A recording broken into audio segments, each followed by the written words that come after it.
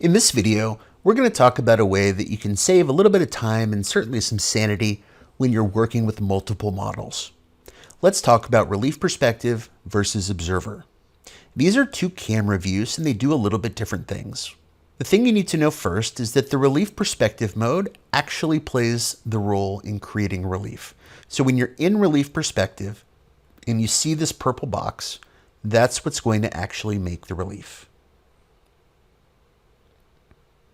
Now, in relief perspective mode, you have access to all the panning, rotating, and zooming. You can move the scene around if you want. But the problem with doing this with multiple models is that after you've done your action, now you have to find that perfect angle again. So let's take an example of this is the angle we want for the bell pepper. We've made that executive decision. And now if we need to move the ant behind the bell pepper, we need to position it. And in order to do that, we've got to move the scene around to get a better view. Well, that'll mean we have to find this angle of the bell pepper over and over and over again every time we make an edit. And we don't want to have to do that. It's a lot of work. So how do we get around that? Well, we can go to the observer camera. And when you click on observer for the first time, you're not going to notice a change, but just rotate the model a little bit and zoom out.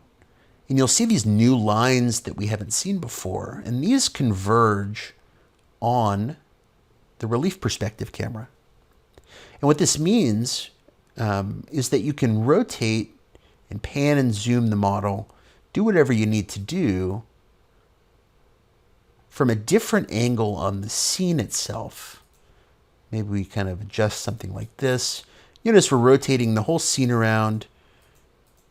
And we're not really worried about anything to do with the initial view that we want. Because the second we go back to relief perspective, boom, right there. So when you're working with a lot of models at the same time, your workflow might be something like finding the right angle for one of the models, and then doing the rest of your edits in observer mode. And then when you're ready, go back to relief perspective, and you can get the perfect final result. As usual, we want to end this video with the creation of an awesome relief. So let's go ahead and press generate. Pretty cool.